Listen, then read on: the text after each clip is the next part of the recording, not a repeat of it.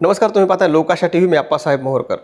मैत्रीच्या बहाण्याने एका अल्पवयीन मुलीवर माजलगावमध्ये अतिप्रसंग करणाऱ्या एका तरुणावर गुन्हा दाखल करण्यात आला आहे. तर दुसरीकडे हा प्रकार लव्ह जिहाद असल्याची चर्चा माजलगावमध्ये सुरू असून या प्रकरणी पोलीस अधिक तपास करत आहेत. माजलगाव शहरामध्ये ग्रामीण भागातील अनेक मुली शाळा व महाविद्यालयात शिक्षण घेण्यासाठी येतात. या प्रकरणातील पीडित मुलगी ही ग्रामीण भागातली आहे.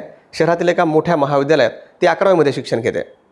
मुलीचे आईवडील हे मोलमजुरी करतात. तिने शिकून मोठं व्हावं यासाठी तिला शहरामध्ये त्यांनी शिकवण्यासाठी पाठवलं आणि अशातच याच महाविद्यालयात शिक्षण घेत असलेल्या या पीडित मुलीच्या एका मैत्रिणीने माजलगाव शहरातील एका तरुणासोबत तिची ओळख करून दिली आणि यापुढे एकमेकांना शैक्षणिक साहित्याची देवाणघेवाण करण्याच्या बहाण्याने या मुलीच्या मैत्रिणीने तिला माजलगाव शहरातीलच एका कॅफेमध्ये बोलवून घेतलं.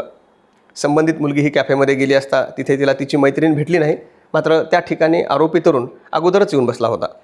तर मैत्रीण येणार आहे म्हणून ती पीडित मुलगी त्या तरुणासोबत काही काळ गप्पा मारत बसली. मात्र मुलगी एकटीच असल्याने तरुणानं तिच्यावर अतिप्रसंग करायला सुरुवात केली. तेव्हा हा प्रकार कॅफेतील काही तरुणांच्या निदर्शनास आला आणि त्यांनी तात्काळ तरुणाच्या तावडीतून या मुलीची सुटका केली आणि काही वेळात त्यांनी पोलिसांना या सर्व प्रकरणाची माहिती दिली. पोलीस त्या ठिकाणी आले आणि पोलिसांनी या तरुणाला ताब्यात घेतलं. तर या सर्व प्रकरणानंतर पीडित मुलीनं हा घडलेला प्रकार आपल्या कुटुंबियांना सांगितला आणि याच मुलीच्या आईच्या तक्रारीवरून तरुणाच्या विरोधात माजलगाव पोलिसात गुन्हा दाखल करण्यात आला आहे.